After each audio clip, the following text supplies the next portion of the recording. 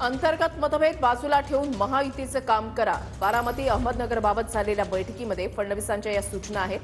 महायुतीच्या उमेदवार विजयी होईल एवढंच बघा, बाकी सगळं बाजूला ठेवा, अशा सूचना फडणवीसांनी केलेल्या आहेत.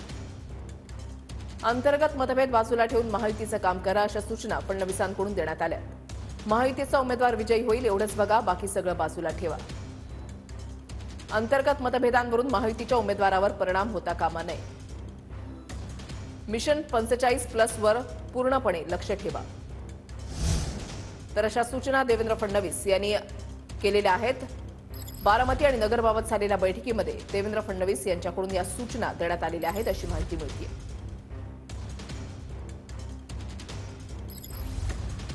महायुतीमध्ये अजूनही चलबिचल जी आहे ती पाहायला मिळते आणि अंतर्गत मतभेद आहेत. मात्र या संदर्भात वरिष्ठ नेते जे आहेत ते सातत्यानं बैठका घेत आहेत आणि समजूत काढण्याचा प्रयत्न करत आहेत, सूचना दिल्या जात आहेत. आणि त्याच अनुसार देवेंद्र फडणवीस यांनी बारामती आणि नगरबाबतची महत्त्वपूर्ण बैठक घेतली. त्याच्यामध्ये त्यांनी या सूचना केलेल्या आहेत की अंतर्गत मतभेद बाजूला ठेवा आणि महायुतीचा उमेदवार कसा निवडून येईल यावर लक्ष केंद्रित करा.